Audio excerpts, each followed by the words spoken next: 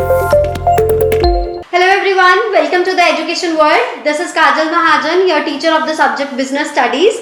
Today we are going to study the topic sole proprietorship. हम लोग concept कौन से पे पहुंचे? Forms of business organization. Business organization की अलग अलग फॉर्म्स रहती हैं. जैसे आपको पता है, एक सिंगल पर्सन रिटेल शॉप चला रहा है तो वो सोल प्रोप्राइटर है. दो पर्सन या दो से ज़्यादा पर्सन इकट्ठे मिलकर काम करें तो वो पार्टनरशिप फॉर्म है. अगर आपके पास नंबर ऑफ पर्सन है तो वो कंपनी है, कॉर्पोरेशन है. इसी तरह से हमारे पास कोऑपरेटिव सोसाइटी रहती है, हिंदू अनडिवाइडेड फैमिली रहता है. So there are different kind of business organizations. आज जो हम स्टडी करने वाले हैं दैट इज सोल प्रोप्राइटरशिप. इसके बाद में जो हम स्टडी करेंगे वो एक एक करके Hindu undivided family, company, partnership and cooperative societies deal करेंगे उसके साथ. सो सोल प्रोप्राइटरशिप से शुरू करते हैं. Sole means only, proprietor means only. एक सिंगल ऑनर को हम लोग सोल प्रोप्राइटर बोलते हैं. Only one person, only one owner is known as sole proprietor. So it refers to the business organization which is owned, managed and controlled by an individual. एक अकेला person. बेटा आप लोग अपनी मार्केट में निकलो, आप बहुत नंबर ऑफ शॉप्स देखते हो, वहाँ पे सिंगल पर्सन जो है वो उसका ऑनर होता है. That are all sole proprietorship. वो सब सोल प्रोप्राइटरशिप है. Who is the recipient of all the profits and the bearer of all the risk. उसने अपने से ही इक्विटी लगानी है, अपने ही रिटेन्ड अर्निंग्स. रिटेन्ड अर्निंग्स का मतलब रहता है, आपने अकाउंट्स में स्टडी किया होगा, it is the profit you have earned, it is your money out of the business you have reserved for the future. आपने जो प्रॉफिट अर्न किया अपने बिजनेस में से, उसको हम लोग टेक्निकल टर्म जो उसके लिए यूज करते हैं दैट इज रिटेन्ड अर्निंग्स. तो हम लोग जब अपना पैसा लगाते हैं दैट इज इक्विटी. अगर इनकेस आप बोरो करके लगा रहे हो, लोन लेके लगा रहे हो बैंक से और अदर फाइनेंशियल इंस्टीट्यूशन से, so that will be borrowed funds. तो सोल प्रोप्राइटर रहता एक ही पर्सन है, सारा रिस्क भी उसी का रहेगा और कैपिटल भी उसी की रहेगी, चाहे ओन हो चाहे बोरोड हो. और सारे डिसीजन जो है वो सिर्फ उसी की रिस्पॉन्सिबिलिटी रहती है. देखो, आप एडवाइस दे सकते हो उस पर्सन को, आप डिसीजन नहीं ले सकते उस बिजनेस के लिए, because he is the owner, he has the right to take the decisions. तो पूरा का पूरा बिजनेस मैनेज करना, ओन करना.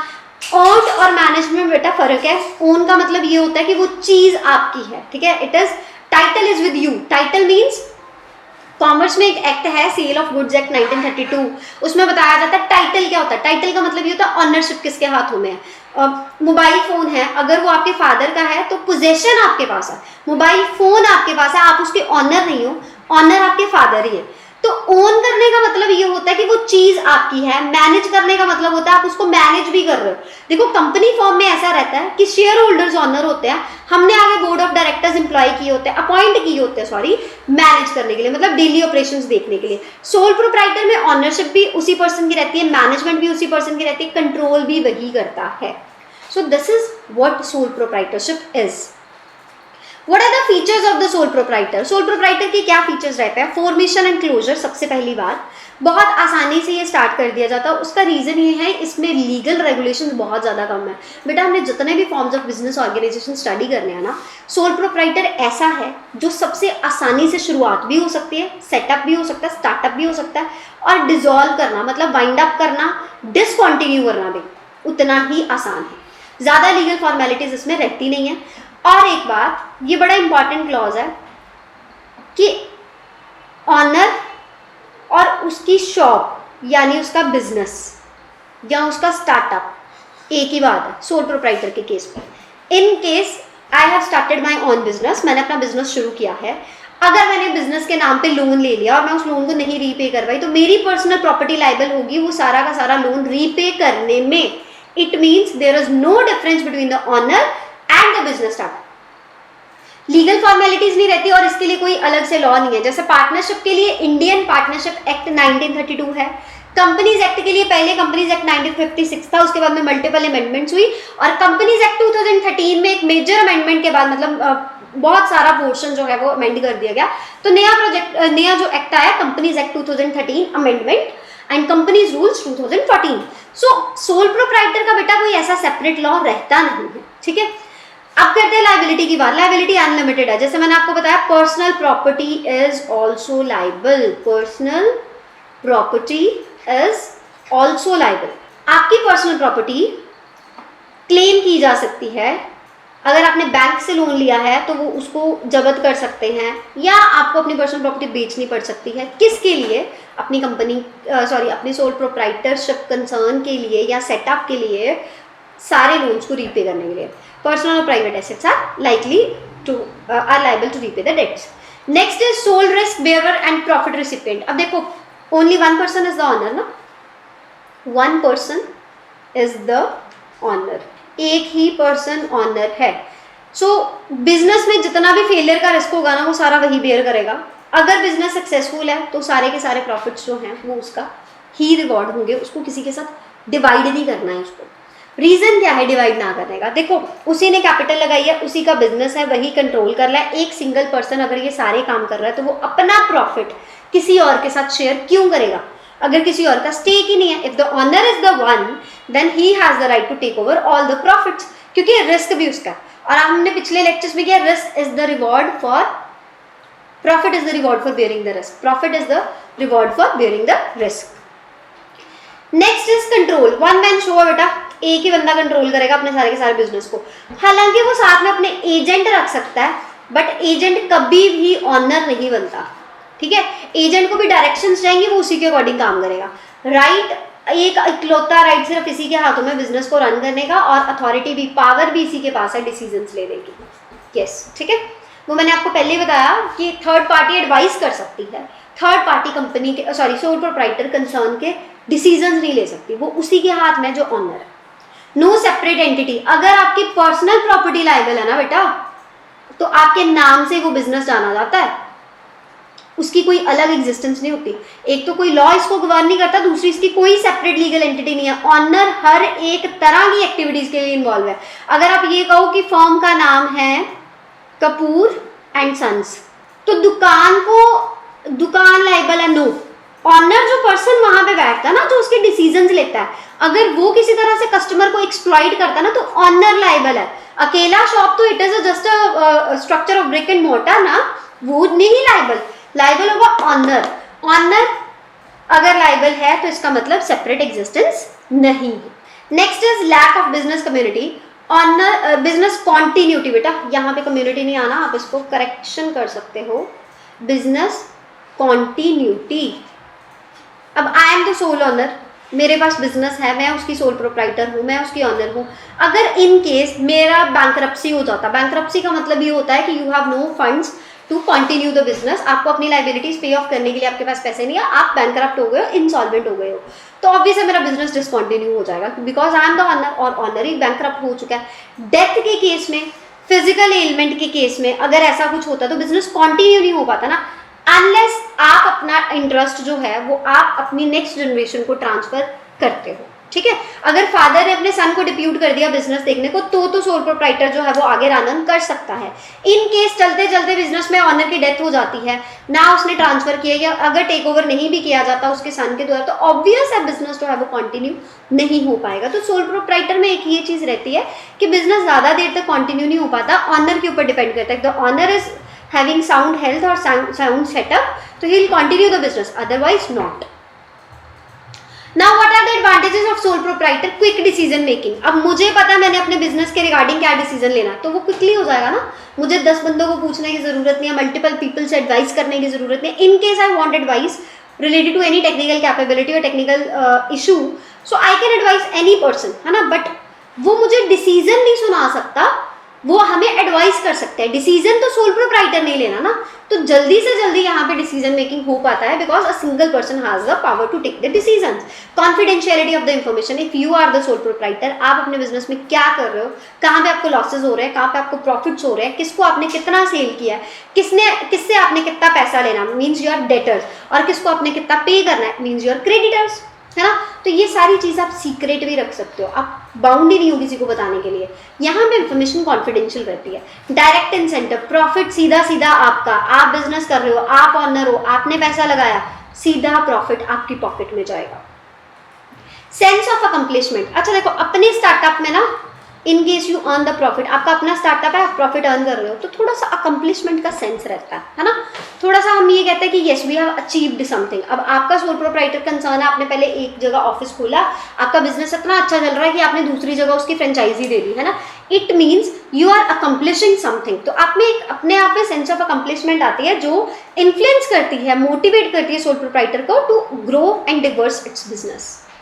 Ease of formation and closure, ये आपको मैंने पहले भी फीचर में बताया कि बनाना इसको आसान है, सेटअप करना आसान है, क्लोज करना आसान है, क्योंकि लीगल फॉर्मेलिटीज ज़्यादा नहीं रहे। Now what are the disadvantages of sole proprietorship? Limited resources होते हैं, एक पर्सन ज़्यादा से ज़्यादा कितनी कैपिटल लगा लेगा, है ना, क्योंकि अगर आपको लोन भी चाहिए ना बेटा, बोरोड फंड्स के लिए भी, in case you are requiring the borrowed funds to finance your working capital. Now what is working capital?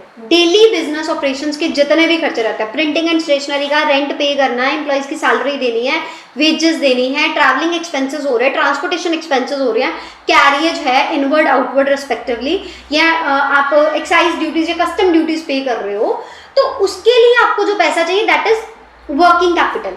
तो वो तो आपको मिल जाएगा, शॉर्ट टर्म लोन तो आपको मिल जाता है कई बार without mortgage, but long term loans आपको विदाउट मोर्टगेज नहीं मिलते, तो आपको अपनी प्रॉपर्टी जो है वो गिरवी रखनी पड़ती है, मोर्टगेज रखनी पड़ती है।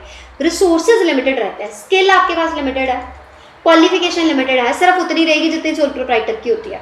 Now limited life of a business concern, एक बिजनेस की लाइफ जो है वो लिमिटेड रहती है, किसमें? सोल प्रोप्राइटरशिप में। बिजनेस की लाइफ क्या रहती है?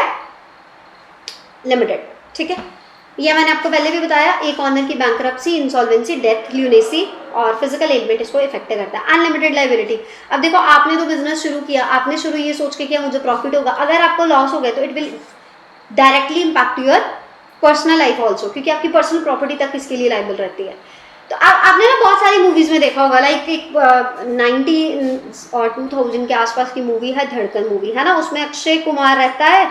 अक्षय कुमार जो है वो एक लोन ले लेता है और उसका ब्रदर बाद में थोड़ा सा फ्रॉड एंड ऑल कर देता है, तो उसकी पर्सनल प्रॉपर्टी, जो उसका घर होता है, जो उसका बिजनेस रहता है, जो उसके पर्सनल एसेट्स रहते हैं, वो सारे के सारे सेल हो जाते हैं, क्योंकि वो सोल प्रोप्राइटर में काम कर रहा होता है, एक अकेला बंदा कंपनी का हेड होता है। Next is limited managerial ability. Managerial ability आपकी लिमिटेड रहती है, मैंने आपको वही बताया, एक पर्सन की जो स्किल्स और क्वालिफिकेशन है ना, एक पर्सन एक ही टाइम में, एक दिन में आपको पता 24 घंटे होता है, अगर हम ये कहें कि 24 घंटे वो इंडिया के नॉर्थ में भी काम कर पाए, इंडिया के साउथ में भी काम कर पाए विद द फिजिकल प्रेजेंस, मैं बात कर रही हूँ विद द फिजिकल प्रेजेंस की, जिसका मतलब ये है कि मैं यहाँ पे उस पर्सन को देख सकती हूँ, मैं उस पर्सन को मिल सकती हूँ, और मैं साउथ में भी उस पर्सन को देख पा रही हूँ, मिल भी पा रही हूँ, है ना। इट मीन्स उसके फिजिकल एग्जिस्टेंस एक टाइम पे साइमल्टेनियसली दोनों प्लेसेस पे रहे, जो कि पॉसिबल नहीं है, तो उसकी मैनेजरियल एबिलिटी लिमिटेड रहेगी। नंबर ऑफ सेटअप्स आप कह लो, वो without the help of agent और without the help of the other person फिर वो उसको मैनेज नहीं कर सकता, तो सोल प्रोप्राइटर में आपकी लिमिटेड मैनेजरियल एबिलिटी रहती है। सो ये तो था पूरा का पूरा टॉपिक कि सोल प्रोप्राइटरशिप रहता है क्या। अब कुछ एमसीक्यूज इसमें से डिस्कस कर लेते हैं, क्योंकि ऑब्जेक्टिव पोर्शन आपको एग्जामिनेशन में आने वाला है। What is the sole proprietor? President के द्वारा बिजनेस ओन करना, कंपनीज के द्वारा, वन पर्सन के द्वारा ये कंपनी नहीं आएगी, सेवरल कंपनीज नहीं आएंगी। प्रेसिडेंट बेटा, एक प्रेसिडेंट आपको पता है कि एक तरह का ऑफिशियल पोस्ट नहीं रह जाता, है ना, वन पर्सन ये ज़्यादा ठीक है, business owned by one person ये ज़्यादा साउंड सही करता है सोल प्रोप्राइटर को लेकर, ना कि प्रेसिडेंट के द्वारा, क्योंकि प्रेसिडेंट एक सोशल रैंक है बेटा, it is a kind of social rank. Next is sole proprietorship business can be started by at least 7 persons। No, not at all. Sole proprietor means one, by any one person. Yes, this is the right answer. किसी एक बंदे के द्वारा ये शुरू किया जा सकता है, मल्टीपल पर्सनैलिटीज नहीं इसमें इन्वॉल्व हो सकती। Next is sole proprietor has the limit in which the following ability has a limit. Limit, अब हमें ये बताना है, ये डिसएडवांटेज की बात कर रहे हैं, लिमिटेड क्या चीज़ है? ऑनर एक person, worker, managerial ability limited है बेटा, यहाँ पे लिमिटेड क्या है? Managerial ability. Next is sole proprietorship is most suitable for medium, large, small. Obvious है स्मॉल के लिए, जब हम बात कर रहे हैं कि हमारे पास फंड्स कम हैं, सॉरी हमारे पास फंड्स लिमिटेड हैं, मैनेजरियल एबिलिटी लिमिटेड है, तो फिर ऑब्वियस है ना आप स्मॉल स्केल्स पे काम कर रहे हो, आप लार्ज स्केल पे काम कर ही नहीं पा रहे हो। Next is the life of sole proprietorship business is stable, very short life, unstable and long life. So it is unstable. क्यों अनस्टेबल क्यों रहती है बेटा? क्योंकि कंटिजेंसी के ऊपर डिपेंड करता है। अब डेथ इज अनसर्टेन ना, इंसॉल्वेंसी का चलो ऑनर को तो पता ही होता है मैं कहाँ पे मार खा रहा हूँ, कहाँ पे मुझे लॉसेस मिल पा रहे हैं, है ना। तो death is uncertain, physical element is uncertain. अब ये चीज डायरेक्टली आपके बिजनेस को इम्पैक्ट करती है, उसी टाइम आपका बिजनेस शट डाउन हो जाएगा in case you have no ability to continue that.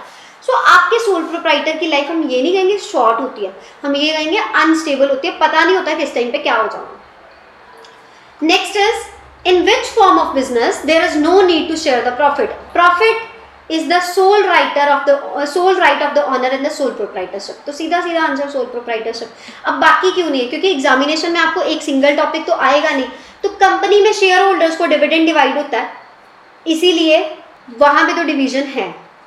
Partnership में पार्टनर्स को डिवाइड होता है, वहां पे भी डिवीजन है। हिंदू अनडिवाइडेड फैमिली का हेड रहता है करता, वो आगे अपने मेंबर्स में जो कि मेल मेंबर्स होते हैं, ये हिंदू अनडिवाइडेड फैमिली में एक चीज रहती है कि सिर्फ मेल मेंबर्स को प्रॉफिट दिया जाता है, ठीक है, तो वहां में भी डिवीजन है।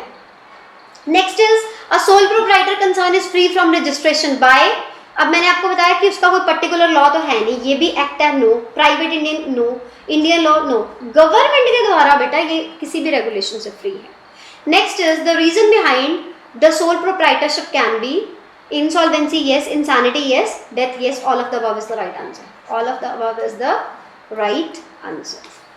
Next is sole proprietorship owner has the restricted liability, restriction तो बेटा इसके ऊपर कोई नहीं होती, no liability ऐसा भी नहीं है, अनलिमिटेड लाइबिलिटी यस, ये राइट आंसर है, unlimited liability is the right answer, क्योंकि लिमिटेड नहीं होती इसकी लाइबिलिटी लिमिटेड नहीं होती। सो विद दिस ये topic is over.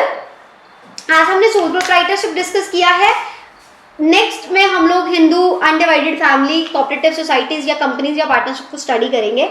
I hope आपको लेक्चर्स पसंद आया होगा। अगर आपकी कोई क्वेरी है तो make sure you join the Telegram channel Education World Commerce and ask me your query there. See you in the next lecture soon. Thank you.